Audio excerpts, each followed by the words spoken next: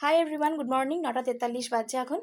আর গতকাল আমরা গিয়েছিলাম তাজ তালকুটি, ওখানে ডিনার করতে।